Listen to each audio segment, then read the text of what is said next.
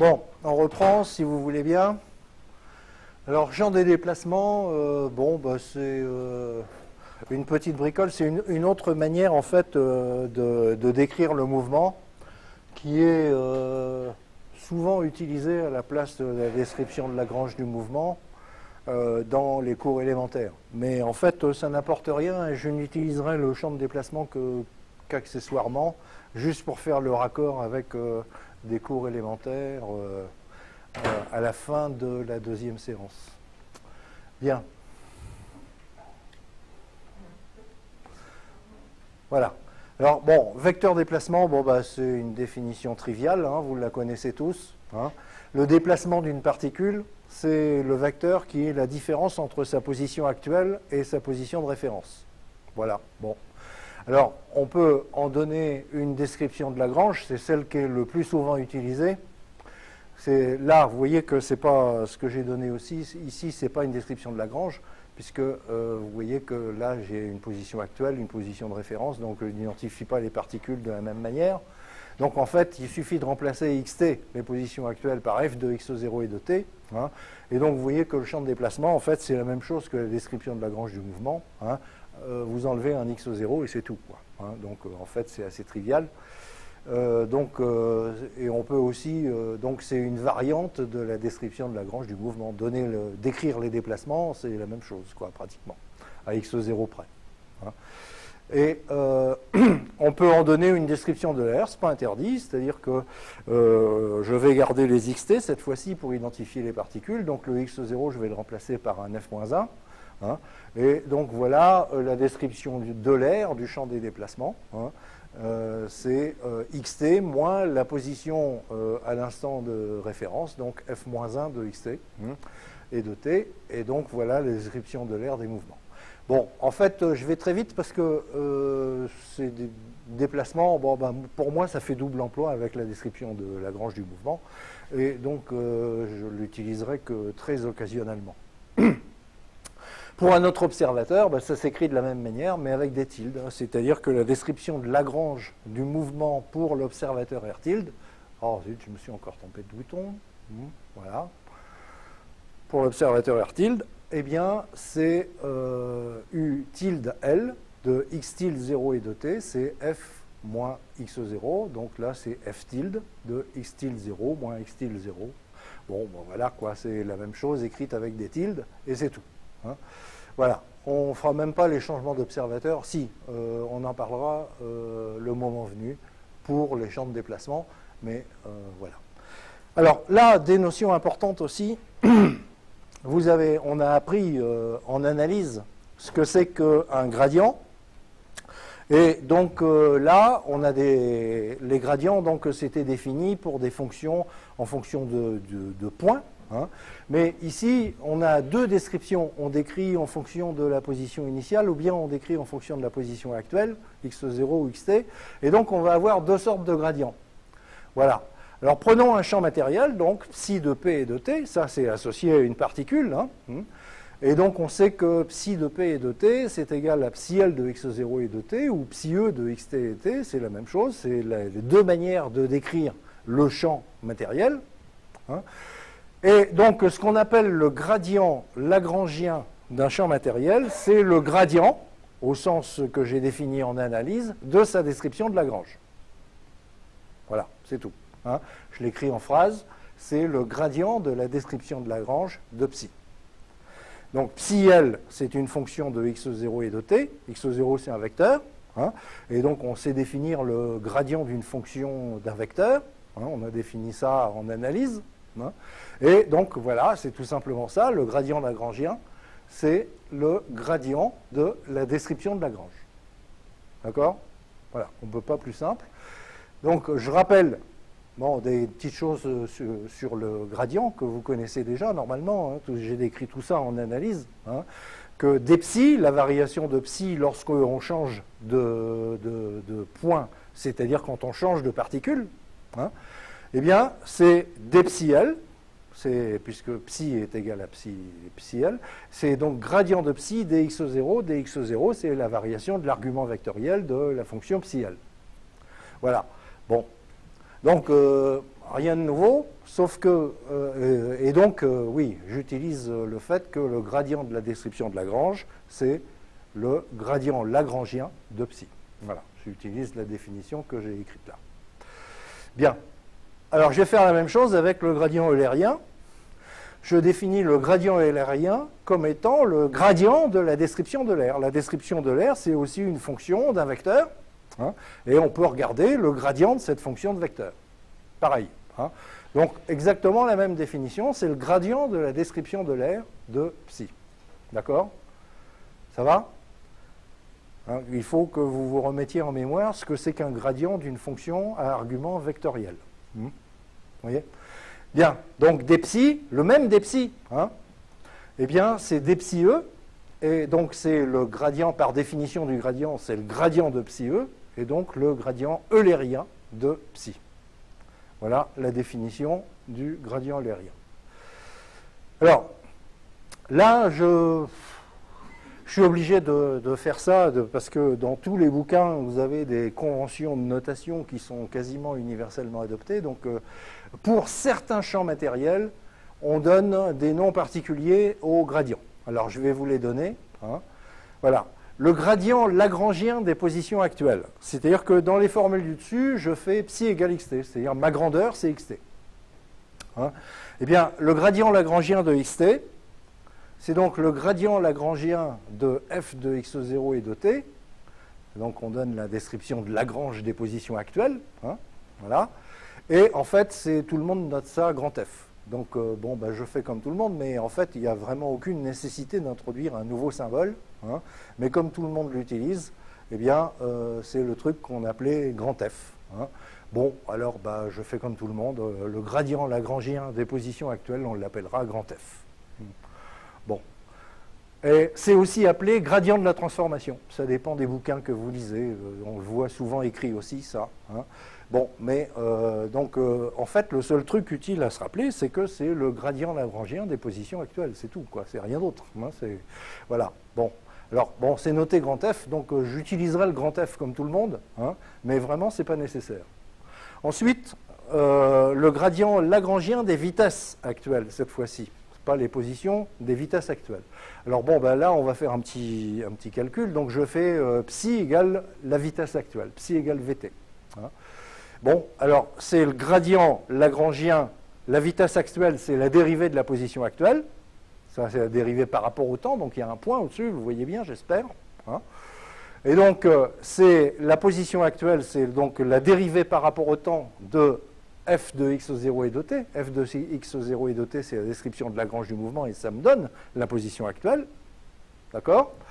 Bon, et comme le gradient, c'est une dérivation par rapport à l'espace, et le d sur dt, c'est une dérivation par rapport au temps, en fait, je peux sortir la dérivée du gradient. Hein, et donc, en fait, je vois que c'est tout simplement f point, hein, puisque c'est le gradient des Lagrangiens des positions actuelles, c'est f point. J'ai introduit f au-dessus. Voilà, bon, alors donc ça, c'est des notations consacrées. Hein, f point, gradient lagrangien des vitesses. Voilà, et une relation générale entre gradient lagrangien et gradient eulérien. Bon, ben, elle est facile à écrire, cette relation, la voilà. Hein, mais en fait, vous pouvez la trouver tout seul, quoi. C'est-à-dire en regardant ces égalités, là, vous avez gradient lagrangien de psi point dx0 égale gradient eulérien point dxt. Vous avez égalité entre les deux, c'est des psi. Hein, et la relation entre dxt et dx0, elle est donnée là, hein, puisque c'est le gradient lagrangien de xt, c'est f point dx0. On écrit ça et on trouve automatiquement cette relation-là. Donc en fait, on s'est passé du gradient lagrangien, donc du gradient de la description de Lagrange, au gradient eulérien d'une fonction psi en faisant un produit contracté avec f. D'accord? Ou la relation inverse, c'est la même chose. Hein, vous multipliez par f-1 de l'autre côté et vous obtenez la même relation. Voilà, donc ça, c'est des choses importantes, relation entre gradient lagrangien et gradient eulérien. Et il faut faire attention dans vos lectures que lorsque vous regardez des bouquins, on vous parle souvent de gradient sans préciser s'il s'agit du gradient lagrangien et du gradient eulérien. Les bouquins de mécanique des fluides, quand ils disent gradient, ça veut dire gradient eulérien. Les bouquins de mécanique des solides, quand ils disent gradient, il faut voir, ça dépend des cas. Hein, mais c'est souvent le gradient lagrangien. Hein, donc méfiez-vous de ça. Dans beaucoup de bouquins, on ne précise pas de quel gradient il s'agit. Et c'est important, ce n'est pas du tout la même chose. Hein, gradient de la description de l'air, gradient de la description de Lagrange, ces deux descriptions sont des fonctions d'un vecteur, hein, mais ce n'est pas les mêmes fonctions. D'accord? Bien. Alors une fois qu'en particulier, donc, si je fais psi égale Vt, la relation au-dessus, là, vous voyez que là j'ai psi égale Vt, donc je remplace psi par le gradient eulérien des vitesses. Hein, et bien ça, c'est le gradient lagrangien des vitesses CF point, hein, multiplié par f-1. Donc voilà une relation hein, qui en fait n'invente rien, c'est simplement parce qu'on introduit le symbole f, quoi, que ça mérite d'être décrit, mais c'est tout. Hein. Voilà. Donc f point f-1, c'est le gradient eulérien des vitesses. Mais bon, c'est trivial, hein, il n'y a qu'à faire les remplacements avec les définitions que j'ai données au-dessus. Bon.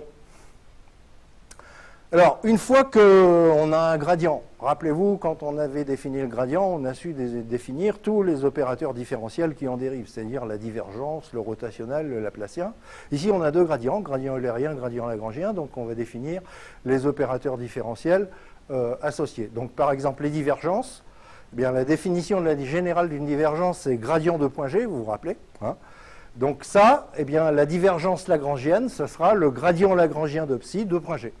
Voilà, hein.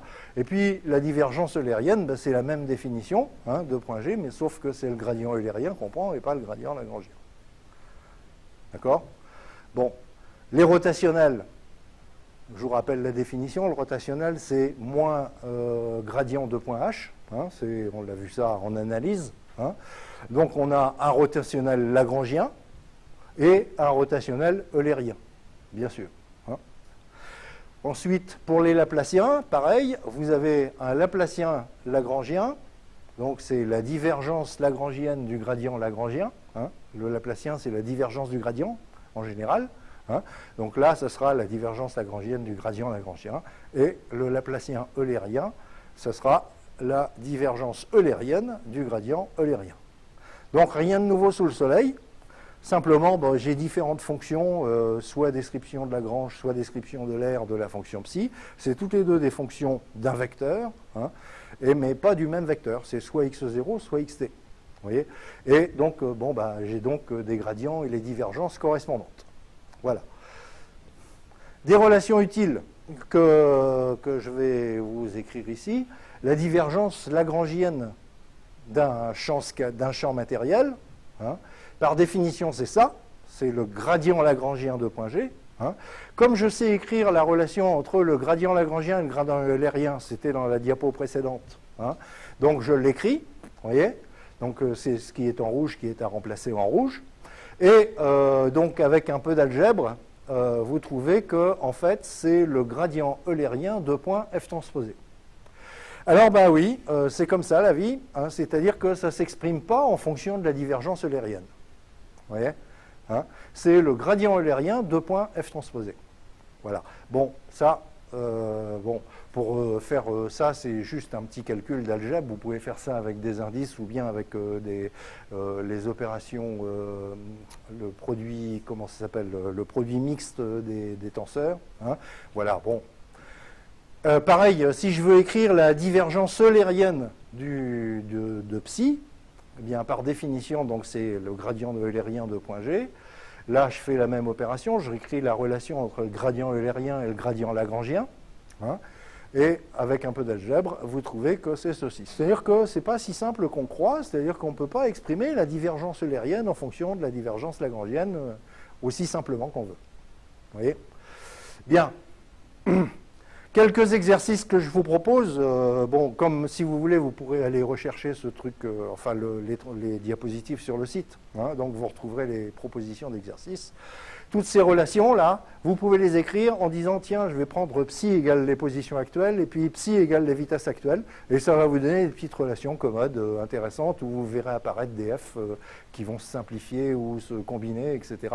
C'est un très bon exercice, hein, d'utiliser ces relations pour une grandeur psi quelconque, en disant, tiens, je vais faire psi, c'est les positions actuelles, et psi, c'est les vitesses actuelles.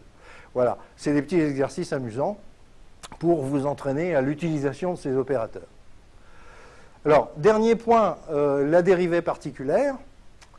La dérivée particulière, c'est une dérivée un peu spéciale, hein, qui est définie comme ça. Vous prenez un champ matériel, donc comme d'habitude, à toute particule, vous associez une grandeur psi, hein, et donc vous avez toujours psi de P et de T, qui peut être décrit par la méthode de Lagrange, si vous identifiez P avec ce 0, ou bien par la méthode de L'Air, si vous identifiez P avec xt. Bon. La dérivée particulière, en fait, c'est ça, psi point, donc je la note avec un point, hein. C'est la variation de psi de P et de T' moins psi de P et de T sur T' moins T. Donc c'est une dérivée par rapport au temps, hein, mais vous voyez que la particule P, c'est la même dans les deux. C'est-à-dire que c'est une dérivée à particule constante. C'est pour ça qu'on l'appelle dérivée particulière. D'accord? C'est-à-dire que je suis en train de suivre l'histoire de la grandeur psi pour une particule donnée. D'accord? Alors, dans le... Donc, ça s'écrit donc dérond psi sur dérond t. Je mets un dérond ici, c'est-à-dire qu'on ne dérive que par rapport à t. Hein, on ne change pas de particule. Donc, l'argument p est considéré comme constant. Voilà. Alors, c'est évidemment donc un champ matériel, c'est-à-dire qu'on définit c'est une fonction de P et de T, comme d'habitude, et du même ordre que psi, puisque ça, c'est dans la définition de la dérivée. Vous faites une différence de psi, donc vous obtenez un tenseur du même ordre. Hein. Psi est peut-être scalaire, vectoriel, tensoriel, j'en sais rien, peu importe. Hein. Mais une différence de deux tenseurs, ça donne un tenseur du même ordre. Hein. Et donc, c'est un champ matériel du même ordre que psi. Alors, le vocabulaire que vous trouverez dans la littérature, c'est, on dit quelquefois dérivée à particules constantes, ou une autre phrase que je trouve assez souvent dans les bouquins de mécanique des fluides, c'est quand on suit la particule dans son mouvement. Voilà, c'est la même chose. Hein. Ça veut dire la même chose, c'est-à-dire on garde la même particule et puis on regarde l'évolution de psi en fonction du temps pour cette particule-là. D'accord? Voilà. Bien. Alors, comme tous les champs matériels, on peut en donner une description de Lagrange et une description de L'Air, et je ne vais pas m'en priver. Hein. Donc, la description de Lagrange de la dérivée particulière, donc c'est quelque chose que je vais noter psi point L, là, hein, eh bien, c'est la dérivée par rapport au temps partiel, parce que de la fonction psi L de x0 et de t. Pourquoi partiel? Eh bien, parce que le vecteur x0 dans une description de Lagrange, ça identifie la particule, et je veux garder la même particule, je veux garder psi pour toujours la même particule. Donc, ici, c'est une dérivée à x0 constant. Hein. Donc, c'est la dérivée partielle de psi L de x0 et de t. D'accord? Description de l'air de la dérivée particulière, alors là c'est un peu plus compliqué parce que le xt c'est la position actuelle et quand je suis la particule, c'est-à-dire je garde la même particule, sa position actuelle change au cours du temps. D'accord? Donc en fait c'est un petit peu plus compliqué. Alors je vous donne le résultat, le calcul, la démonstration très détaillée est donnée dans le PDF, hein, mais on est obligé de regarder la variation de la position actuelle de la particule quand je reste sur la même particule. Donc l'expression est un peu plus compliquée. Le résultat, c'est celui-là. C'est psi.e, donc la description de l'air de la dérivée particulière. Donc c'est une. Là, j'ai pas écrit de xt et de t, mais j'aurais dû en fait. Mais c'est bon, c'est toujours une description de l'air, donc c'est toujours les mêmes arguments. Hein. Donc c'est le gradient eulérien de psi point la vitesse plus la dérivée partielle de la description de l'air de psi. Voilà. Donc bon, c'est une formule connue, tous les gens qui ont pratiqué un peu de mécanique des fluides connaissent cette formule. Hein. Quelquefois, on appelle ça la dérivée convective, et puis ça, c'est la dérivée propre, mais bon, pour moi, c'est du vocabulaire qui n'a pas grand sens, mais voilà. Bon, la formule, c'est celle-là, c'est la même, et vous l'avez certainement déjà vu passer si vous avez touché un peu de mécanique des fluides. Hein. C'est écrit dans tous les bouquins de mécanique des fluides. Voilà. Bon, alors donc, l'établissement de cette formule, c'est un peu plus compliqué que celui-là, parce que dire qu'on est à particules constantes dans une description de l'air, c'est pas à xt constant, puisque xt varie hein, au cours du temps hein, pour la même particule. Donc c'est pour ça que la formule est un peu plus compliquée, et la démonstration est donnée dans le poly. Bien. Alors, exemple, si vous jouez avec, je vais dire, tiens, oui, la vitesse, tout à l'heure, je l'ai noté avec un point. J'ai dit c'était la dérivée par rapport au temps de la position actuelle. C'est ce que j'écris là. Hein. Mais en fait, c'est bien à particule constante, parce que c'est pour... je prends le vecteur position d'une particule, et je regarde la dérivée par rapport au temps du vecteur position pour cette particule. Donc c'est bien une dérivée particulière. Donc j'avais le droit d'écrire un point, tout à l'heure, hein, pour désigner la vitesse comme étant le dérivé à particule constante du vecteur position. Hein? Bon. Et pareil pour l'accélération. Donc ça, c'est la définition de l'accélération. C'est la dérivée particulière de la vitesse. Hein? C'est donc à particule constante, ou quand on suit la particule dans son mouvement, enfin tout ce que vous voulez. Et la convention d'écriture, c'est x moins point aussi. Bon, vous l'avez sûrement déjà passé pour voir pour désigner les dérivées, doubles dérivées par rapport au temps. Dérivées secondes par rapport au temps. Bien. Alors, pour clore cette seconde partie, on va faire quelques exercices de changement d'observateur, et puis regarder un peu comment ça se passe pour différentes grandeurs. Pour l'instant, j'avais mes grandeurs psi, là, c'était n'importe quoi, hein, des grandeurs scalaires, vectorielles, tensorielles, etc. J'ai déjà écrit quelques formules de changement d'observateur. Celle qu'on a faite tout à l'heure, c'était par exemple le changement d'observateur des vecteurs position. Donc ça, c'est un rappel, j'ai déjà écrit cette formule, hein, qui me donne, si je connais la position pour un observateur, la position pour une particule pour un observateur R, eh bien voilà la position de cette même particule pour un observateur R'. C'est une formule que j'ai déjà écrite. Le changement d'observateur de la position de référence, je ne l'avais pas écrite celle-là, mais on peut le faire. Mais en fait, c'est la même formule, simplement ça se passe à l'instant t égale t0. Donc j'ai tout simplement à mettre des indices 0. Hein. Donc voilà, la position de référence pour l'observateur R, la position de référence pour l'observateur R tilde, et voilà la relation qu'il y a entre les deux. Mais attention, avec un Q0, ce n'est pas la même chose que Qt, parce que ce n'est pas le même tenseur de changement d'observateur, c'est-à-dire ce n'est pas la même rotation d'un observateur à l'autre lorsqu'on est à l'instant t ou lorsqu'on est à l'instant t0, parce que ces deux observateurs sont a priori en mouvement l'un par rapport à l'autre, évidemment. Hein. Bien, bon, donc ça, c'est des choses que j'ai déjà écrites. Changement d'observateur des vitesses, je l'ai déjà écrit aussi. Vous voyez que la formule de changement d'observateur, eh bien, c'est celle que j'avais écrite tout à l'heure. Elle est un petit peu plus compliquée. Hein. Vous vous rappelez qu'on a pu, en bricolant cette formule, l'interpréter avec les vitesses d'entraînement, vitesses relatives, etc. Hein. Bon, mais moi, cette formule, elle m'intéresse sous cette forme, c'est-à-dire je connais la vitesse pour R tilde quand je connais la vitesse pour R, hein, avec cette formule-là. Et c'est facile à écrire, j'ai qu'à dériver cette équation-là par rapport au temps, c'est tout. Hein. Il n'y a pas de lézard là-dedans, sauf que les formules ne vous apparaissent pas comme vous aviez l'habitude de les voir en mécanique générale élémentaire, c'est tout. Hein. Alors, voilà, là on va faire quelque chose de nouveau, c'est le changement d'observateur du gradient lagrangien, c'est-à-dire du fameux grand F là, que j'ai défini tout à l'heure. On va faire un changement d'observateur du grand F. Bon, alors là, je vais faire la démonstration devant vous parce que c'est quand même intéressant de comprendre comment ça marche. Bien, alors, qu'est-ce que j'écris ici? J'écris la définition du grand F, définition universelle. Hein. Je rappelle que la définition de grand F, c'est le gradient lagrangien des positions actuelles. Hein, c'est la définition que j'ai donnée. Donc, j'écris le gradient lagrangien des positions actuelles. Donc ça, c'est penser ça, hein, gradient lagrangien des positions actuelles pour l'observateur R tilde.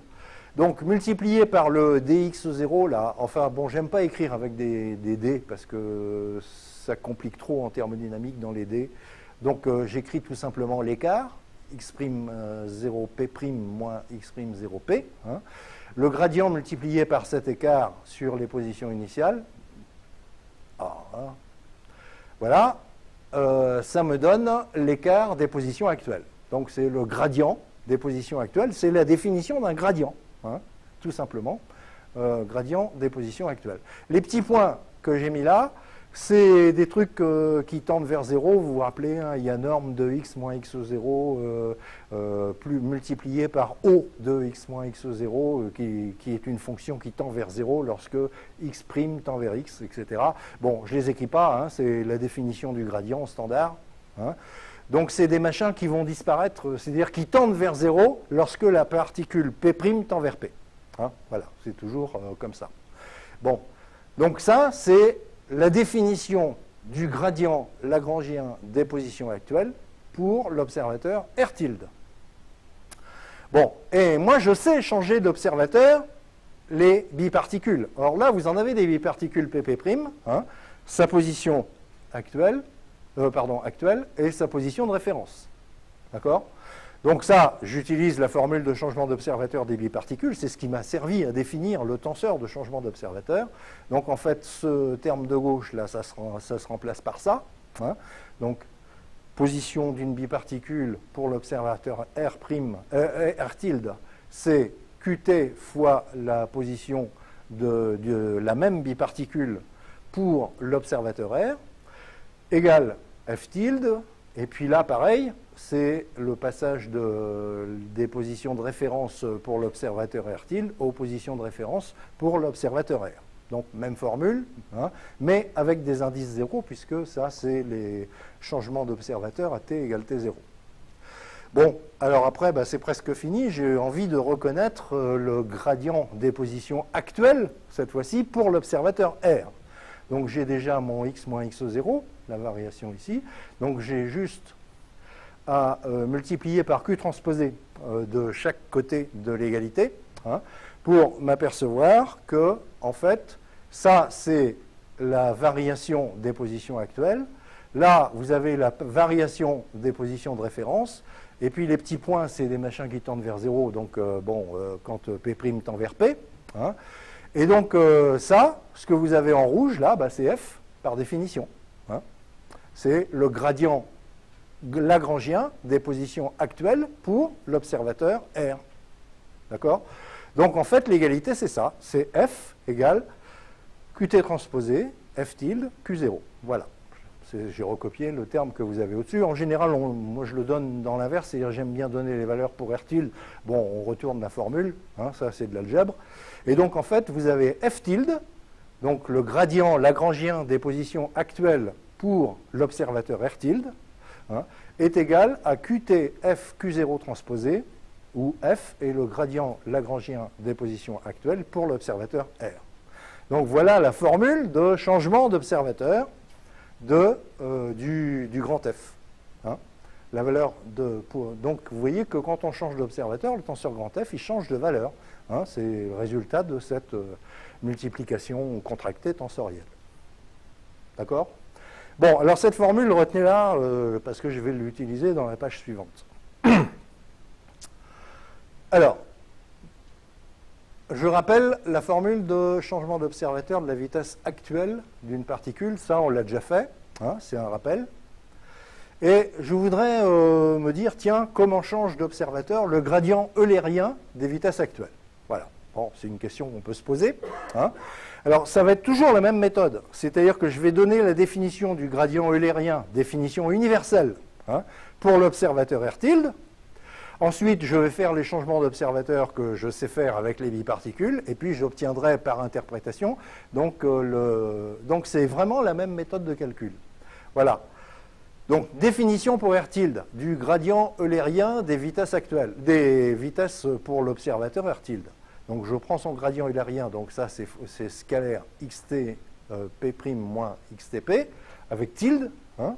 Donc, ça, c'est l'écart des positions, et ça me donne l'écart des vitesses pour cet écart de position. C'est la définition du gradient eulérien, ici, hein, pour l'observateur R tilde. D'accord? Bien. Là, j'ai une différence de vitesse. Là, pardon, je ne vais pas aller trop vite.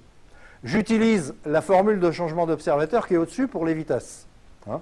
Donc là, bon, je vous ai épargné une petite ligne de calcul. Il faut quand même voir que quand vous faites V de P', donc là, vous mettez un P' moins V tilde P, donc là, vous le laissez comme ça. En fait, les X au tilde disparaissent. Bon, ça se simplifie quand on fait la différence, hein, donc je ne les écris pas. Hein. Donc en fait, j'obtiens seulement ça. Ensuite, de l'autre côté, à droite, le gradient eulérien de V tilde, pour l'instant, je ne sais pas quoi faire, mais ça, en revanche, je sais le changer l'observateur. Donc ça y est, j'ai supprimé tous les tildes, hein, sauf celui-là. Hein. Et en remettant les choses dans le bon ordre, donc là, je vais garder ce terme-là, j'y touche pas. Hein. Là, le terme, la variation des vitesses en fonction des positions actuelles, ça c'est la définition du gradient, mais pour l'observateur R, hein, pas pour l'observateur R tilde. Donc j'ai fait apparaître le gradient eulérien pour l'observateur R. Vous suivez bien? Ça va? Hein? Et à droite, je le laisse comme ça. Bon, alors ça y est, j'ai une formule. J'ai plus qu'à la remettre en forme. Vous voyez apparaître ici le gradient eulérien pour l'observateur R tilde. Là, j'ai le gradient eulérien pour l'observateur R. D'accord? Alors bon, je vais les remettre en forme pour isoler le gradient, mais après, ça n'est plus que de l'algèbre. D'accord? Et donc finalement, je termine l'algèbre. Voilà la formule. C'est que le gradient eulérien pour l'observateur R tilde, hein, c'est égal à QT, gradient eulérien pour l'observateur R, QT transposé, plus un terme antisymétrique, là, c'est donc Q pointé, point QT transposé. Donc voilà la formule de changement d'observateur pour les gradients eulériens. Bon, ce qu'il faut comprendre, c'est que c'est toujours la même méthode. Je donne la définition du gradient eulérien des vitesses pour l'observateur R tilde, je fais mes changements d'observateur de biparticules, j'introduis la définition du gradient eulérien des vitesses, donc en passant de là à là, vous voyez, et puis après, donc, bon, bah, j'isole l'un des gradients en fonction de l'autre, c'est de l'algèbre, vous voyez. C'est toujours la même méthode, c'est-à-dire définition universelle de l'entité pour les deux observateurs et les relations que je peux écrire entre les deux, à cause des changements d'observateur que je sais déjà faire. Ici, j'ai utilisé comme changement d'observateur connu les changements d'observateur de biparticules, vous l'avez vu, hein, et le changement d'observateur des vitesses. Vous voyez? Voilà. Bon, alors donc voilà la formule de changement d'observateur du gradient eulérien des vitesses. Et je veux faire la formule de changement d'observateur de la divergence eulérienne. Alors bon, là, ça va être simple, parce que comme j'ai le gradient des vitesses, je sais que sa divergence eulérienne, c'est 2 points G. J'ai qu'à faire 2 points G sur les deux termes de l'égalité. Et donc, je vais obtenir ça. Voilà. Donc, je fais ça, 2 points G, égale ceci, 2 points G, plus ceci, 2 points G. Alors, ça se simplifie. Pourquoi? Bon, ça, d'abord, c'est la définition de la divergence eulérienne pour l'observateur R tilde. D'accord? Ce terme-là, eh bien, ça c'est juste de l'algèbre, c'est la divergence eulérienne pour l'observateur R. Ça vient du fait que, en fait, ouais, on peut le voir rapidement, grade V c'est un tenseur du second ordre. Hein. Qt.grade V.Qt transposé, c'est la rotation de ce tenseur du second ordre par Qt.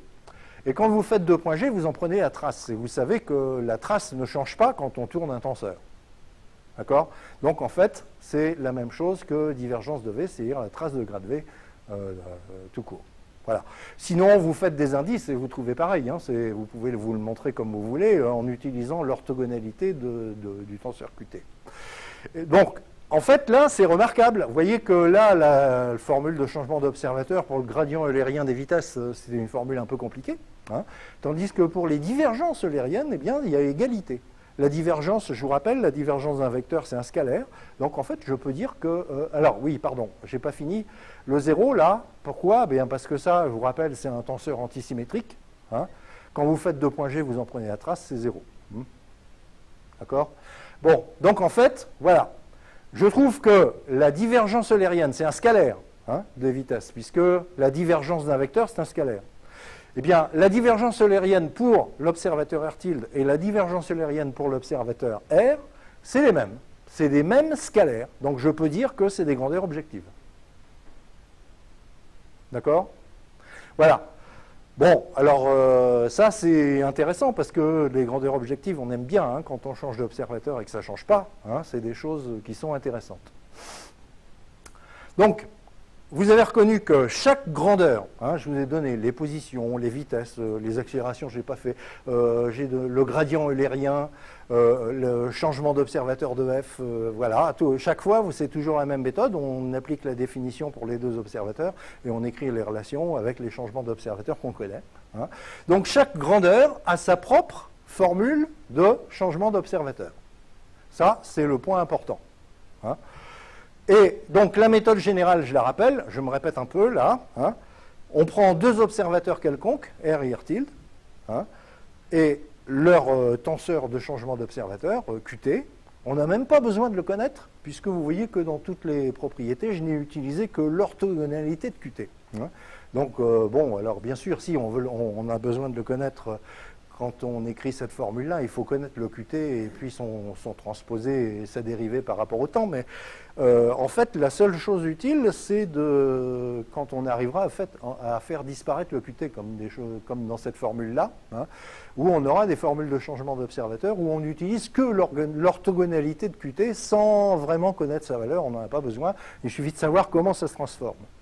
Donc, on prend deux observateurs, R, R tilde, Qt, le tenseur de changement d'observateur entre les deux, R et R tilde, donc j'ai enlevé les deux indices et R tilde, mais je devrais le mettre.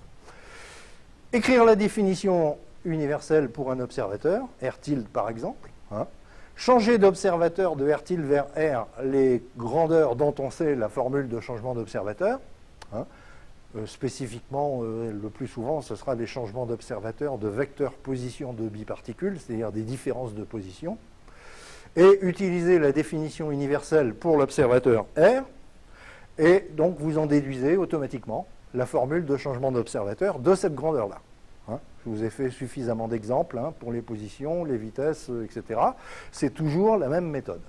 Comment on fait pour changer d'observateur des grandeurs dont la définition est universelle. C'est important cette définition universelle, hein, c'est-à-dire c'est la même définition pour les deux observateurs, hein, et on sait écrire des changements d'observateur entre les deux. Voilà, alors des formules de changement d'observateur, on va encore en écrire quelques-unes, mais on va donner des propriétés. Tout de suite après, quand on va parler d'objectivité pour les grandeurs qui ne sont pas des grandeurs scalaires. Pour l'instant, je vous rappelle, j'ai défini l'objectivité pour des grandeurs scalaires. J'ai dit elles étaient égales. On change d'observateur. Vous avez vu par exemple avec la divergence eulérienne des vitesses, on change d'observateur, bah, c'est la même valeur de la divergence. Bien, eulérienne. Alors, en bref, donc on a vu que on décrit les champs matériels ou bien par la méthode de Lagrange ou bien par la méthode de L'Air. La différence entre les deux, c'est la méthode d'identification de la particule dont on parle. Hein, soit par sa position de référence, soit par sa position actuelle. On décrit le mouvement par la méthode de Lagrange. Ça consiste à donner les positions actuelles en fonction des positions de référence, puisque la position de référence désigne la particule. Ou bien, la description de mouvement de l'air, c'est non pas des positions qu'on donne, mais des vitesses actuelles en fonction de la position actuelle. Ces deux méthodes, je vous l'ai montré, sont équivalentes. Alors après, on a défini un gradient lagrangien et un gradient eulérien. Ça, c'est dû au fait qu'on a les deux modes de description, ce sont deux fonctions d'un vecteur, de toute façon. C'est soit x0, soit xt, ça dépend. Hein. x0 pour la description de Lagrange, xt. Et donc, chaque fois qu'on a une fonction qui est fonction d'un vecteur, on peut définir un gradient. Hein, on l'a défini, ça, en analyse. Et donc, on a un gradient eulérien, un gradient lagrangien, parce qu'on a deux fonctions, psi L et psi E, qui ne sont pas les mêmes. Hein. Bon, voilà. Et les versions lagrangiennes et eulériennes des opérateurs dérivés, c'est-à-dire divergence eulérienne, divergence lagrangienne, etc. etc. Hein. Voilà. Retenir que le gradient des positions actuelles est noté grand F. Bon, c'est un usage quasi universel, donc il faut faire comme tout le monde, mais ça ne sert à rien, a priori, d'introduire cette lettre. Et d'autre part, que la dérivée particulière d'un champ matériel est une dérivée temporelle à particules constantes, c'est-à-dire qu'on regarde l'histoire d'une particule, hein, et pour cette particule, je regarde l'histoire plutôt de la grandeur physique psi qui lui est attachée. Voilà, donc c'est noté psi point. Et j'ai donné sa description de l'air et sa description de Lagrange. Et enfin, chaque grandeur a sa propre formule de changement d'observateur. Hein, c'est-à-dire que, bon, je vous ai montré comment on l'établit, la méthode est systématique. Définition universelle pour R tilde, changement d'observateur, définition universelle pour R, et on trouve la formule qu'on trouve, voilà, pour changer les observateurs. Les formules ne sont pas toujours simples. Bon, et j'ai donné notamment celle de F que j'utiliserai à nouveau. Bien. Alors, le dernier point que je voudrais aborder dans cette séance, c'est l'objectivité, donc définition de l'objectivité, mais pour des grandeurs qui ne sont pas scalaires. Donc je rappelle, tout à l'heure, j'ai défini des grandeurs scalaires, des nombres, hein, qui étaient objectives si elles ne changent pas lorsque je change d'observateur. Eh bien là, on va tenter de définir, enfin non pas tenter, on va définir ce que pourrait être l'objectivité pour des grandeurs non scalaires, par exemple vectorielles, tensorielles d'ordre 2. Et donc, on a des résultats intéressants là-dessus. D'abord, il faut en donner une définition. Alors là, bon, je suis désolé, j'ai un texte que je n'ai pas su raccourcir. Hein, voilà. L'idée physique, c'est ça. Alors, je vais le lire doucement. Maintenant, on n'a plus des grandeurs scalaires, on a des grandeurs vectorielles ou tensorielles, c'est-à-dire des éléments d'espace vectoriel. Hein.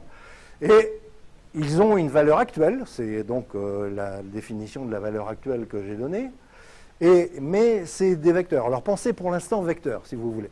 Hein. Voilà.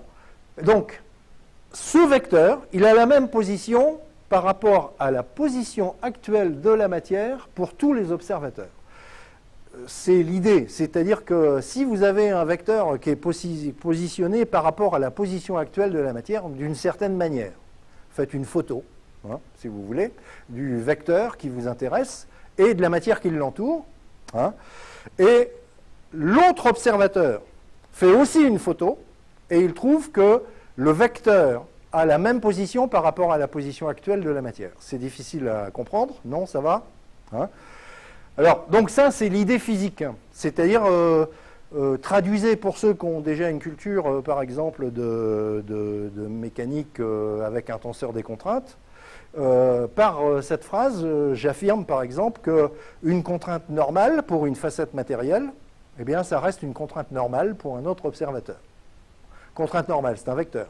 Une facette matérielle, c'est la matière qui sert à définir un ensemble de particules. Hein.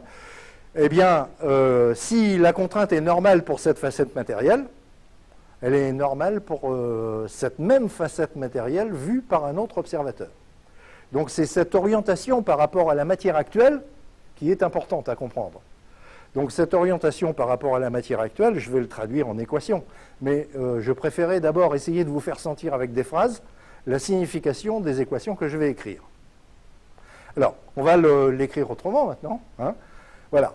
Je dirais qu'une grandeur vectorielle, pour l'instant, on fera les tenseurs tout à l'heure, est objective, hein, si et seulement si on a l'égalité suivante. Quel que soit le changement d'observateur, donc R et R tilde, vous en prenez deux quelconques. Hein, quelle que soit la biparticule PP' P' P seconde que vous considérez. D'accord? Quel que soit le temps, hein, quel que soit l'instant actuel. Hein, alors, on a cette égalité. Alors, psi tilde t, c'est la valeur de notre grandeur. Alors ici, c'est vecteur. Hein, donc, notre grandeur vectorielle. Hein, vous faites son produit scalaire avec n'importe quelle biparticule PP'.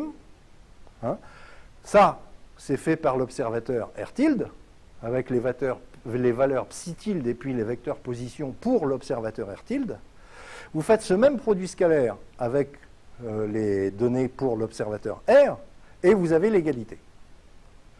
Attention, hein, c'est cette égalité quel que soit PP', c'est-à-dire que vous prenez n'importe quelle biparticule et sa position à l'instant t, Les deux observateurs trouvent que le vecteur psi a la même orientation par rapport à n'importe quelle biparticule actuelle.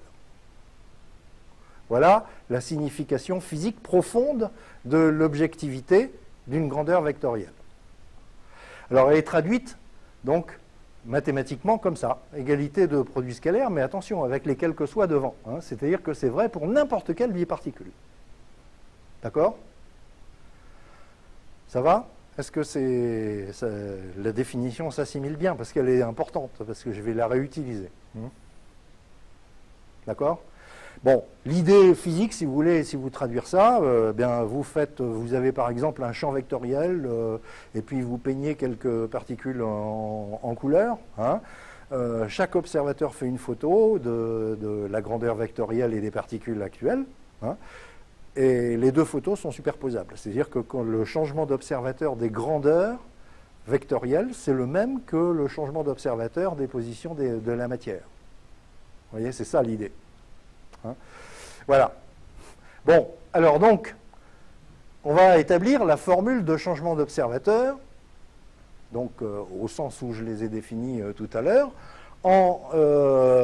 pour une grandeur objective. On va voir que justement, les formules de changement d'observateur pour les grandeurs vectorielles objectives, eh bien, ces formules de changement d'observateur ne sont pas quelconques. Contrairement aux apparences qu'il y avait tout à l'heure, on a fait une formule de changement d'observateur pour les positions. Vous vous rappelez la formule que j'ai écrite? Ou pour les vitesses. C'était des formules compliquées. Mais il se trouve que la position, quand on change d'observateur, ça change complètement. Hein. Les vitesses aussi. Mais il y a des grandeurs vectorielles qui vont avoir une formule de changement d'observateur qui est particulière parce que c'est objectif. Voilà. Alors, donc, j'y vais. Là, je vais écrire la démonstration pour les vecteurs. Tout à l'heure, j'irai plus vite. Ça, c'est la définition de l'objectivité de psi. C'est ce qui est écrit au-dessus. Je n'ai pas reporté les quels que soient, mais je vais les utiliser. Voilà. Bon. Et alors, je voudrais bien regarder ce qui se passe quand je fais des changements d'observateur. Donc là, je sais changer la position de cette biparticule par cette formule-là. C'est la définition du tenseur de changement d'observateur, ça. Hein. Et puis, de l'autre côté, je ne fais rien, ce n'est pas la peine. Hein. Et donc, ça y est, j'ai quasiment fini, si vous voulez, à ceci près que j'ai oublié de me servir du fait que c'était quel que soit P' et quel que soit P seconde. Hein. Donc, en fait, cette égalité, si elle est vraie, quel que soit P' et quel que soit P seconde, eh bien, j'ai cette égalité. D'accord?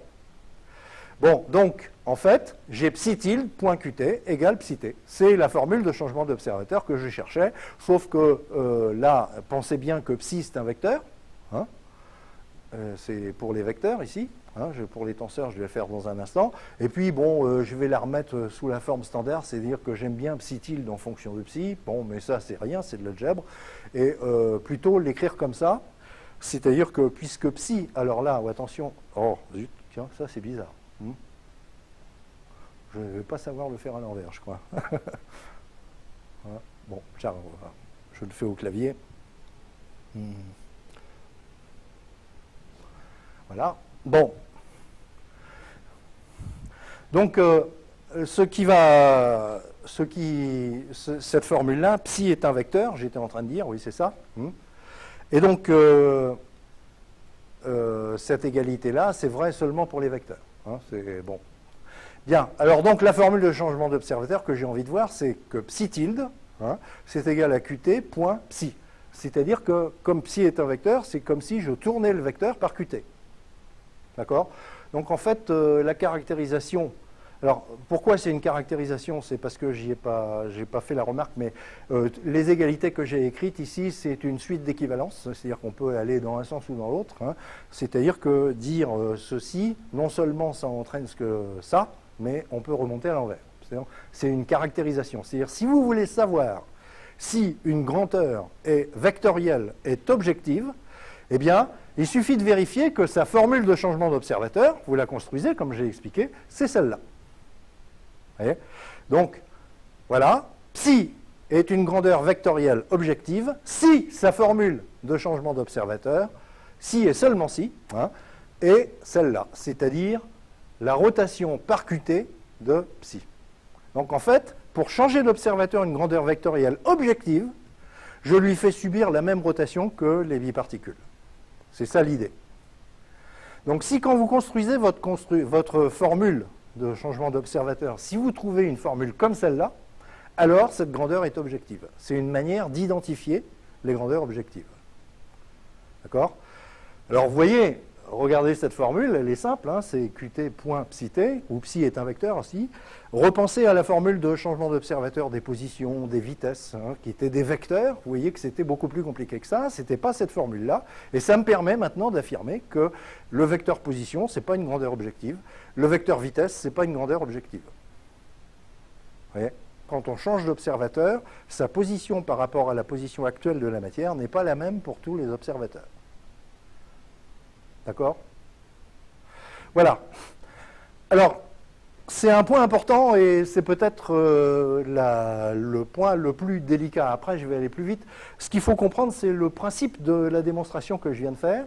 C'est que si une grandeur est objective, alors sa formule de changement d'observateur est de ce type. C'est-à-dire qu'en fait, sa formule de changement d'observateur revient à faire subir à la grandeur, quand on change d'observateur, la même rotation que la matière. D'accord? Voilà. Bon, alors, je vais pouvoir aller un petit peu plus loin. Objectivité des grandeurs tensorielles. Ça va se construire, je vais commencer d'abord avec les tenseurs d'ordre 2 pour aller doucement, puis après vous allez comprendre que ça se généralise et que c'est pas plus compliqué. Alors, pour les tenseurs d'ordre 2, on va écrire l'égalité suivante. Quel que soit R et R tilde, prenez n'importe quel couple d'observateurs. Quel que soit deux biparticules, donc ça fait 4 particules, P1, P2, P3, P4. Hein, vous avez un tenseur d'ordre 2, donc ça prend à manger 2 vecteurs, donc en fait je vais faire manger les 2 vecteurs position de chacune de ces biparticules. Voilà. Et bien sûr, quel que soit t, c'est-à-dire qu'à n'importe quel instant, vous devez avoir cette égalité. Hein. Voilà, alors je l'écris ici, bon, mais c'est quasiment la même chose que tout à l'heure. Voilà, vous avez psi tilde, vous faites son produit, c'est pas un produit scalaire, en fait, cette égalité-là, c'est psi tilde de ce vecteur-là et de ce vecteur-là, si vous voulez le voir comme un tenseur du second ordre. Hein. Donc, eh bien, donc, psi appliqué au vecteur position des 2 biparticules que j'ai pris, biparticule 1, 2, biparticule 3, 4. Si vous faites donc vous obtenez un scalaire. Hein. Si ce scalaire est le même pour l'autre observateur, eh bien, c'est objectif. Si ce n'est pas le même, ce n'est pas objectif. D'accord? Donc, en fait, la définition est très voisine de celle des vecteurs. Hein. En fait, je dis que l'application de la grandeur tensorielle d'ordre 2, psi, appliquée à n'importe quel couple de biparticules, est une grandeur objective, est un scalaire objectif. D'accord? Bien. Alors, bon, peut-être que vous aurez envie de relire le poly, là, parce que je parle peut-être un peu vite, c'est plus difficile d'assimiler les notions en m'entendant parler, mais bon. La caractérisation, ben, elle se démontre exactement de la même manière que précédemment. Hein. C'est-à-dire que j'écris cette égalité, en haut, là, sur la première ligne, je fais les changements d'observateur des biparticules, et hop, ça tombe. Hein. C'est exactement le même procédé que pour les vecteurs. Hein.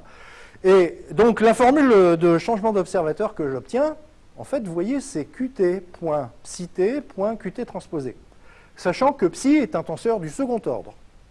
Et ça, c'est quoi? C'est la rotation d'un tenseur du second ordre. On l'a déjà vu. D'accord? Donc, je vais encore l'écrire comme ça, en fait. C'est comme pour les vecteurs. C'est-à-dire qu'on lui fait subir à ce tenseur une rotation qui est la même rotation que les biparticules. Là, ça sera une grandeur objective. Si sa formule de changement d'observateur n'est pas celle-là, ce n'est pas objectif. D'accord? Bien. Donc, je vous rappelle que quand on fait tourner un tenseur, ça ne change pas les valeurs propres, ça ne change que les directions propres. Hein, et les directions propres sont tournées par Qt, c'est-à-dire qu'en fait, on fait subir aux directions propres la même rotation que les biparticules quand on change d'observateur. Donc en fait, le tenseur, il a encore la même orientation par rapport à la matière pour tous les observateurs. D'accord? Bien. Alors je généralise. Là, je vais plus vite.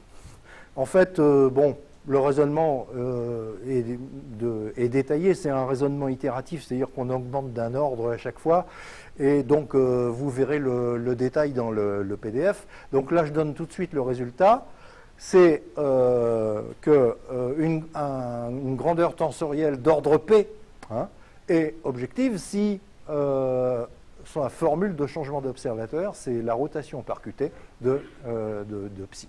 Voilà, c'est tout.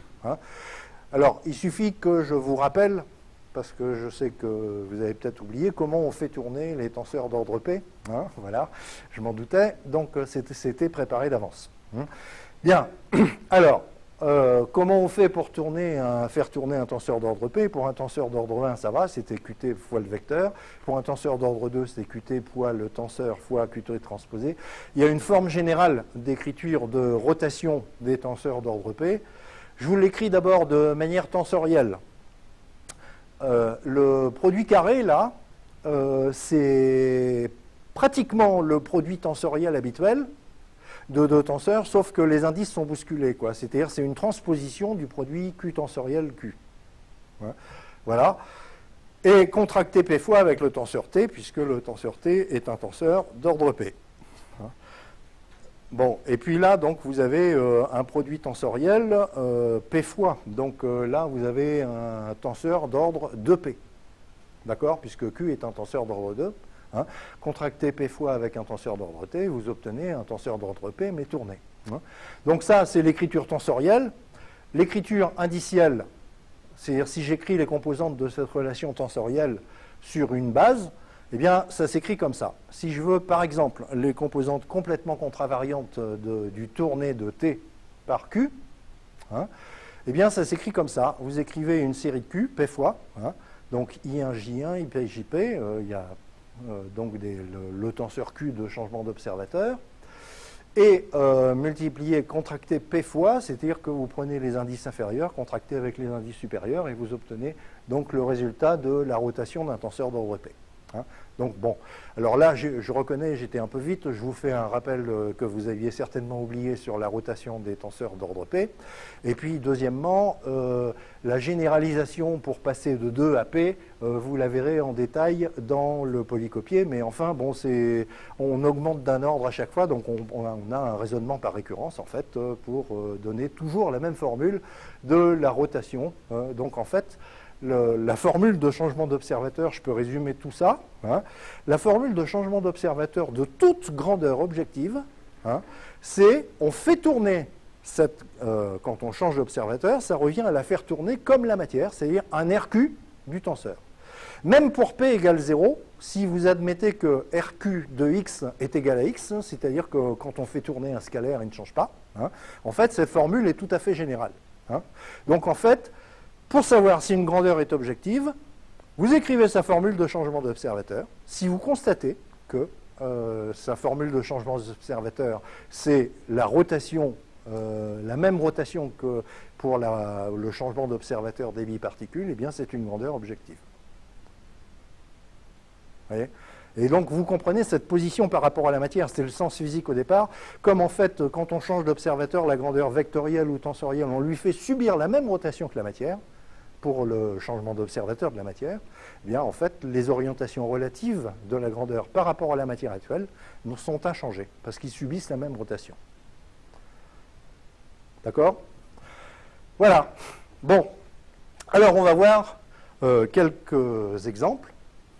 J'ai été vite. Bon, ça fait rien, tant pis, on finira peut-être un tout petit peu d'avance, mais je peux passer du temps pour les questions. Voilà. Donc, quelques exemples de grandeur objective ou non. Pour l'instant, on n'a pas vu beaucoup de grandeur objective. Si, on en a vu une, mais elle était scalaire. C'est assez trivial, c'est la divergence eulérienne des vitesses. Toutes les autres grandeurs qu'on a vues, f, vitesse, position, tout ça, ce n'est pas des grandeurs objectives. Bon. Alors, je rappelle quelques formules. Changement d'observateur des positions actuelles. Je les rappelle parce que je vais m'en servir. Voilà, c'est une formule qu'on a déjà établie, ça. Et donc, vous constatez que c'est non objectif, c'est-à-dire les positions actuelles, ce n'est pas objectif, parce que la formule de changement d'observateur, ce n'est pas une simple rotation. D'accord? Bon. La vitesse actuelle, même problème. voilà la formule de changement d'observateur qu'on avait écrite. Hein.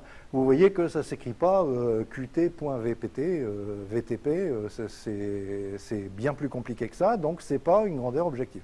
Bon, je ne vous apprends rien, vous savez bien que quand on change d'observateur, les vitesses ne sont pas des grandeurs objectives, elles changent d'un observateur à l'autre, non seulement en orientation par rapport à la matière, mais aussi en module.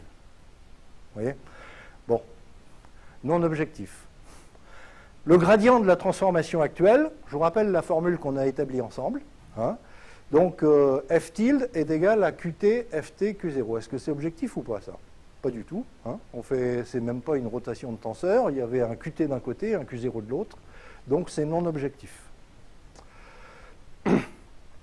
Alors, j'ai quand même un théorème. Donc là, la démonstration dans le PDF, il faut aller la voir. C'est-à-dire que ce théorème, il va me servir à trouver automatiquement des grandeurs objectives quand j'en connais déjà. Hein. Donc il est intéressant ce théorème, ça permet d'aller plus vite. C'est-à-dire que je pourrais démontrer grâce à ce théorème que des grandeurs sont objectives sans fabriquer la formule de changement d'observateur. Bon, on peut le faire comme ça aussi, mais on a quand même un théorème qui nous permet d'accélérer les choses. Alors le théorème, le voici. Vous prenez un champ matériel objectif. Alors je prends un champ parce que je vais parler de son gradient. Hein. Donc un champ matériel objectif. Hein. Donc vous avez prouvé son objectivité avant, hein, d'ordre 0 ou plus. Eh bien alors, le gradient eulérien de ce champ est objectif. Vous voyez? Et de même, on en déduit, là c'est assez vite, quand on a le gradient, on déduit l'objectivité de la divergence eulérienne, du rotationnel eulérien et du laplacien eulérien, mais j'insiste bien sur l'eulérien. Hein. C'est-à-dire qu'on n'a pas de théorème pour démontrer que le gradient lagrangien d'une grandeur objective est objectif. Hein. En général, ce n'est pas vrai même. Mais en général, ça peut arriver. Il faut essayer. Mais là, on a un théorème. C'est-à-dire que si une grandeur est objective, tensorielle objective, de quelque ordre que ce soit, 0, 1 ou plus, alors son gradient eulérien est objectif. La démonstration est dans le poly, elle n'est pas très difficile à écrire, mais bon, je vous en fais grâce. En fait, j'aurais le temps si j'avais voulu, mais bon, tant pis. Je pensais mettre plus de temps que ça pour faire mon exposé. Pour les autres cas, je ne dis pas que c'est objectif ou pas objectif, c'est-à-dire que vous pouvez par exemple prendre le gradient eulérien d'une grandeur qui n'est pas objective et trouver quand même quelque chose d'objectif, c'est possible, on ne sait pas, hein, mais ce théorème a des hypothèses strictes, il faut que la grandeur psi soit objective, alors son gradient eulérien est objectif.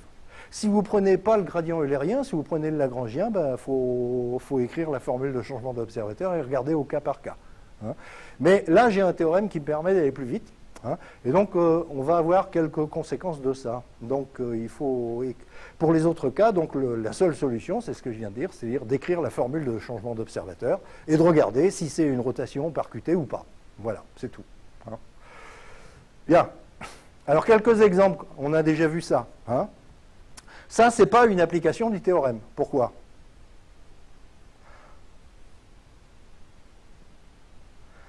Ben parce que la vitesse, ce n'est pas une grandeur objective. Donc, je n'ai pas le droit d'utiliser mon théorème. Mais malgré tout, j'ai trouvé que la divergence eulérienne était objective. Mais ce n'est pas par application de ce théorème.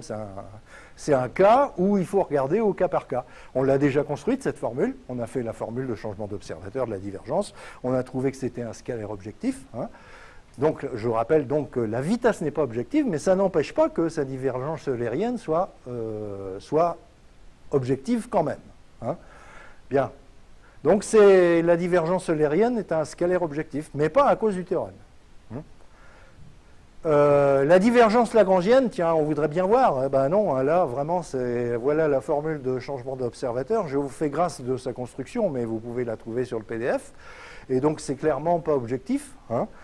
C'est-à-dire que c'est loin de l'égalité de la divergence lagrangienne de la vitesse. Voilà.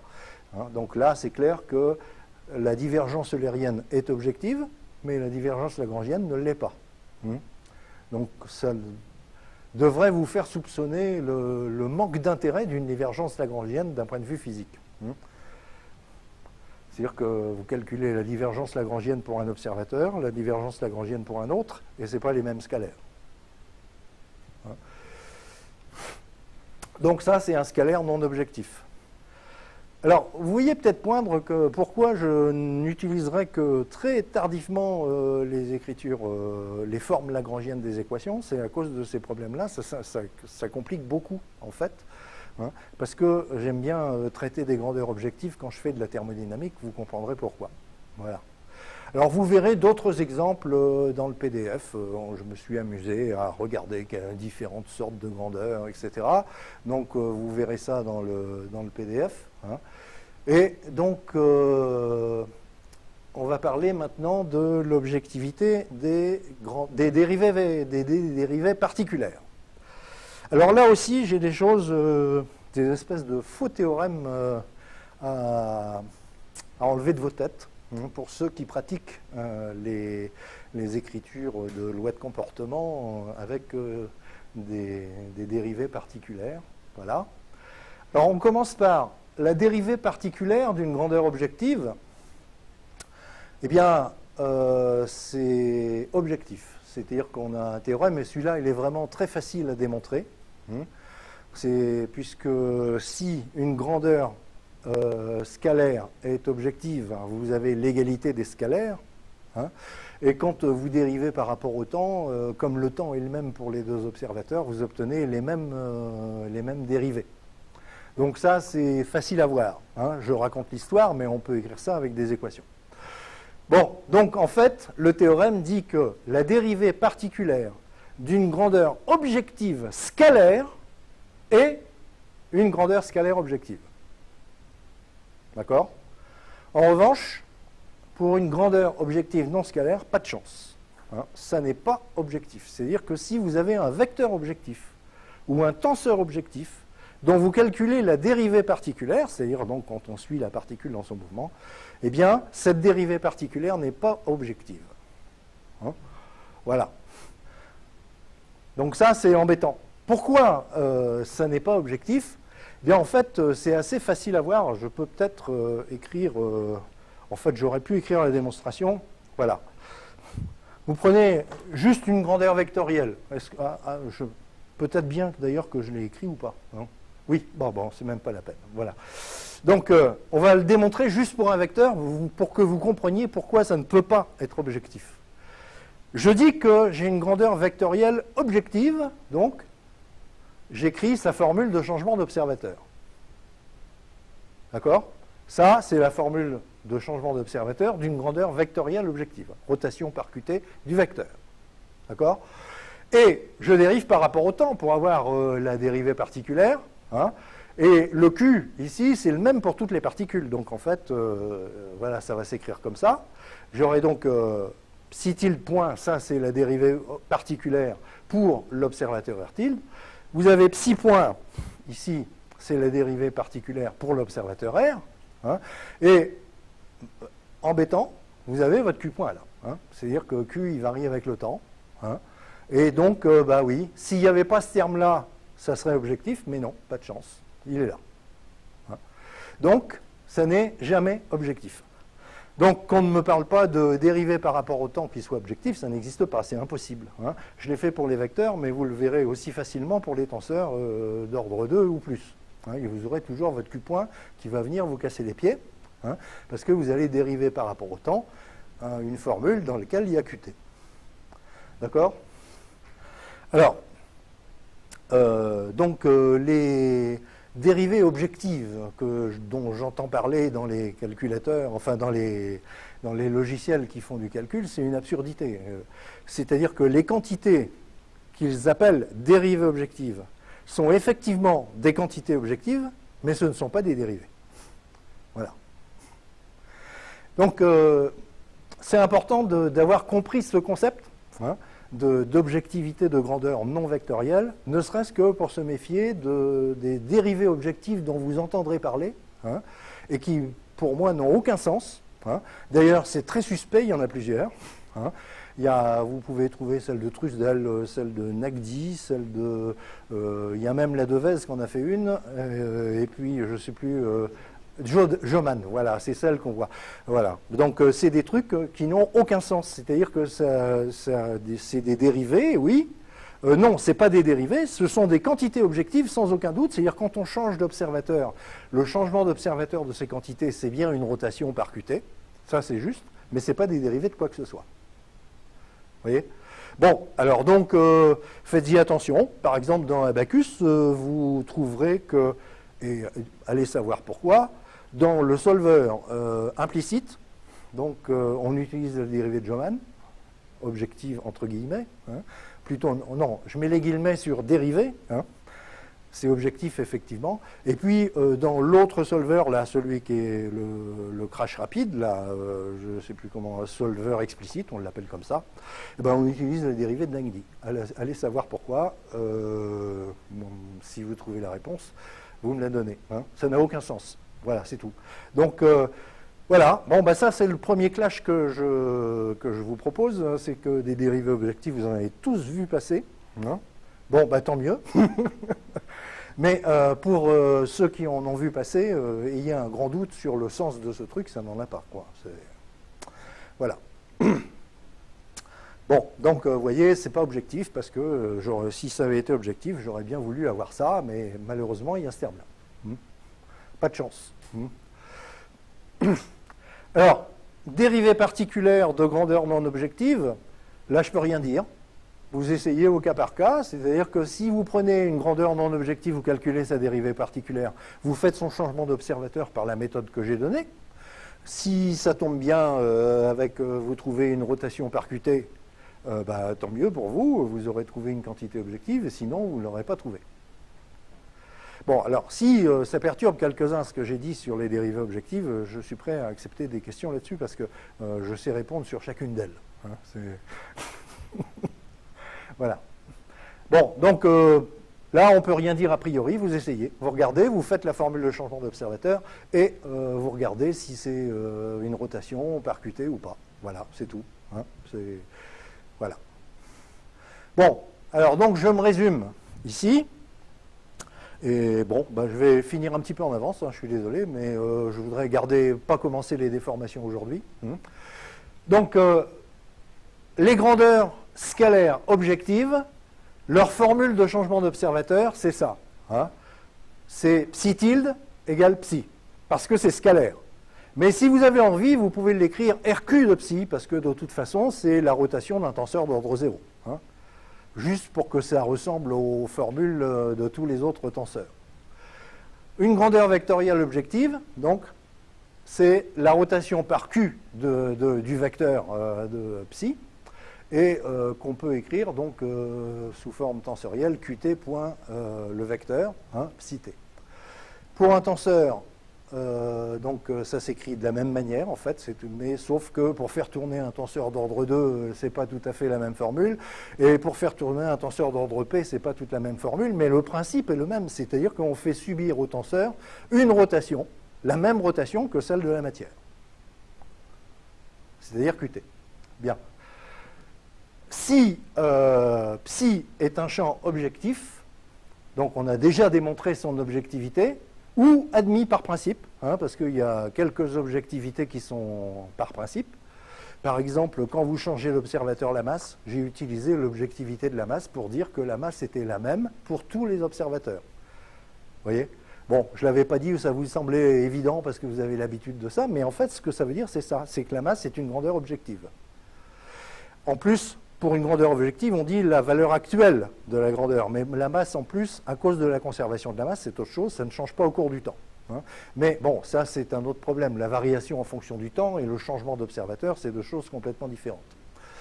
Voilà. Donc, alors, si psi est une grandeur objective, alors son gradient est objectif. Retenez ce théorème, parce que ça, c'est très utile pour montrer l'objectivité de certaines grandeurs. La divergence eulérienne est objective, le rotationnel eulérien est objectif et le laplacien eulérien est objectif. Mais il faut que la grandeur psi soit objective. Voilà. Et si psi est scalaire objectif, alors psi point, la dérivée est objective. S'il n'est pas scalaire, ce n'est pas objectif. Psi point n'est pas objectif. Hein, donc je vous l'ai montré, il y a le Q point qui vient nous embêter. Hein, voilà. Et donc, si psi est un champ matériel non objectif, Ben là, il faut regarder au cas par cas. Je vous ai montré des exemples. La vitesse, ce n'est pas objectif, mais sa divergence eulérienne est objective. Vous voyez? Mais ça ne se démontre pas avec le théorème. Alors, voilà. Pourquoi j'insiste sur ces questions d'objectivité? C'est essentiellement quand je vais parler dans le prochain cours sur la thermodynamique. En fait, il y a une propriété que vous n'avez peut-être pas percutée totalement en son utilité, c'est les fonctions isotropes, que j'avais définies dans les cours sur les tenseurs. Et en fait, j'ai dit que une fonction était isotrope si elle était invariante par rotation de ses arguments. Mais là, vous avez vu que les changements d'observateur, c'est précisément une rotation d'arguments. Hein, c'est une rotation de tenseurs, de vecteurs, de scalaires même. Et donc, en fait, si on a des fonctions isotropes, par exemple une énergie interne ou une énergie libre, qui est fonction d'arguments scalaires, d'arguments scalaires ou vectoriels, eh bien, si c'est invariant par une rotation quelconque, un changement d'observateur, ça veut dire que la valeur de la fonction d'état ne va pas changer d'un observateur à l'autre. Et ça, c'est essentiel en thermodynamique. L'énergie interne d'un système, c'est la même pour tous les observateurs. Vous voyez ? Et donc, pour que ces changements d'observateurs se fassent par rotation, vous voyez qu'il faut que j'ai des grandeurs objectives. Vous voyez ? Et donc, on prendra de préférence, si on veut faire une thermodynamique qui tient debout pour tous les observateurs, uniquement des variables d'état qui sont objectives, pour que leur changement d'observateur soit une rotation, et donc que l'énergie interne ait du sens pour tout le monde. Vous voyez ? Donc c'est ça la préparation dont j'aurai besoin, hein, en utilisant les propriétés des fonctions isotropes, qui en plus, je vous rappelle, donc ça va nous simplifier la vie énormément, c'est que les fonctions isotropes, on les ramène à des fonctions de scalaires, et donc on aura des fonctions de scalaires seulement. Même quand les arguments au départ, les variables d'état sont tensorielles, on pourra le ramener à une liste de scalaires. Vous voyez ? Et ça, c'est une grande simplification. On n'aura pas besoin de dériver par rapport à un tenseur, on ne dérivera que par rapport à des scalaires. Et donc ça permettra de construire une thermodynamique simple et propre. Voilà. Bon, je pense que c'est terminé et que la prochaine fois, oui c'est ça, j'attaquerai, on parlera de déformation. Voilà. Je suis un petit peu en avance sur mon timing, donc si vous avez des questions, il ne faut pas hésiter.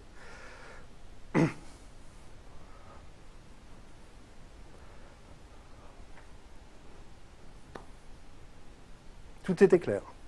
Parfait. Très bien. Ah, oui ? Je vais poser des questions. Si tu veux. Sur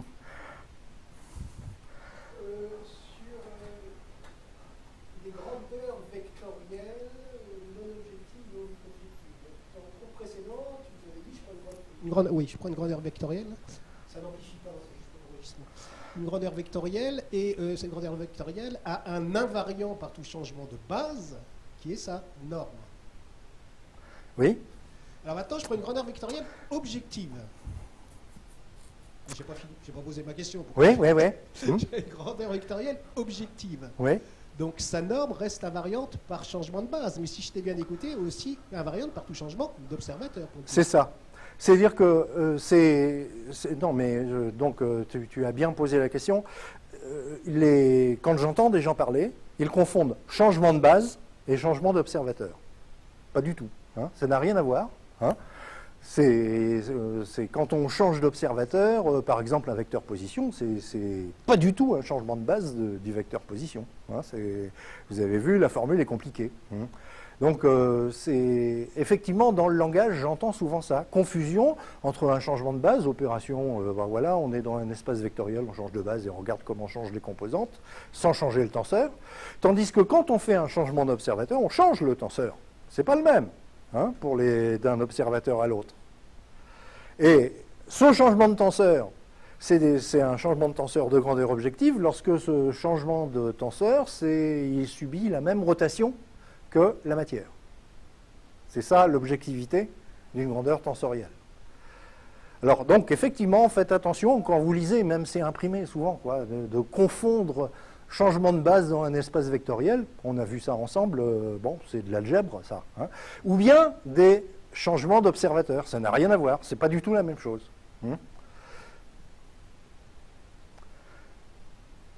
Dans un changement d'observateur, on change de tenseur. Dans un changement de base, on ne change pas de tenseur, on change de composante. C'est pas... Voilà. Bon, d'autres questions? Oui? Une demande de précision sur la notion d'universalité, parce que quelque chose m'a fait tiquer. Peux-tu revenir sur la première diapo où tu en parles, s'il te plaît? Alors, ouais.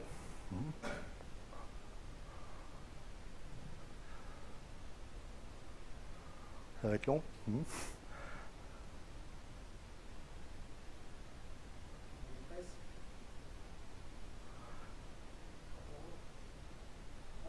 Voilà. Alors, voilà. J'ai un peu tiqué tout à l'heure, on en a parlé à la pause, hein, et je crois qu'il faut que tu précises les choses. Si je te lis à ce niveau-là, hein, une loi de comportement est une relation universelle si pour un observateur on a sigma égale f de x, pour un autre observateur sigma tilde égale f de x tilde, et on en conclut, et c'est même ce que tu as écrit d'ailleurs, que c'est la même fonction, la même relation. J'en conclus pas. Je ne conclus rien du tout là. C'est la définition d'une relation universelle. Hein? C'est-à-dire que cette relation F, qui n'a rien à voir avec la description de Lagrange, hein, je suis désolé, j'ai utilisé la même lettre, mais cette relation entre le tenseur de déformation et le tenseur des contraintes, c'est la même relation pour tous les observateurs. Hein? Donc, par exemple, ça peut être une relation linéaire, et puis on aime bien que si un observateur voit un allongement, que la contrainte augmente en fonction de l'allongement, hein, et bien que l'autre observateur voit la même chose. Hein, c'est-à-dire que sinon, si ce n'est pas la même loi F, hein, eh bien c'est complètement absurde, ça n'a aucun sens. Et ça se passe, ce problème se pose. Pareil, pour ceux qui ont déjà entendu parler d'hypoélasticité, ce problème se pose précisément parce que les dérivées objectives ne vont pas bien. Je poursuis ma remarque, Jean, tout de même. Hein. On remplace sigma par xt, position actuelle d'une particule.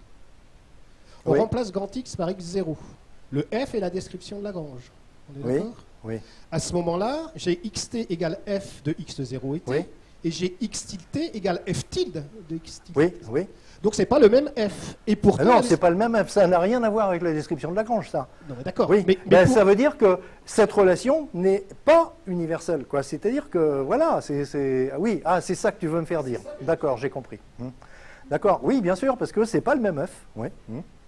Pour la description de Lagrange. Alors je reprends, hein, parce que là, on n'a pas besoin de regarder ça. Le f dont on parle maintenant, c'est la description de Lagrange du mouvement. C'est-à-dire les xt en fonction des x0. Hein. Bon, alors j'ai un xt en fonction des x0.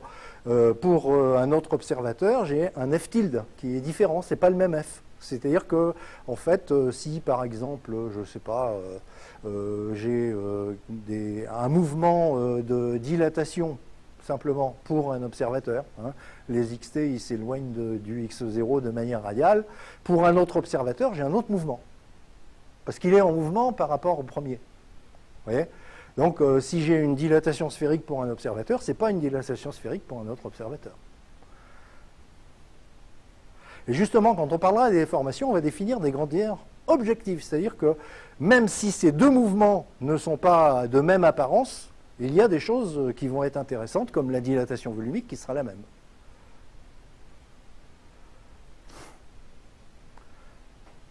Là, j'anticipe un peu sur les déformations, mais bon, vous avez quand même quelques notions. Bien. D'autres questions? Bon, voilà. S'il n'y a pas de questions, je vous laisse. Et donc, rendez-vous mercredi, où là, on va parler de choses moins conceptuelles et plus concrètes, quoi. Des déformations, des distorsions, des tenseurs de déformation, et des vitesses de déformation, etc. Voilà.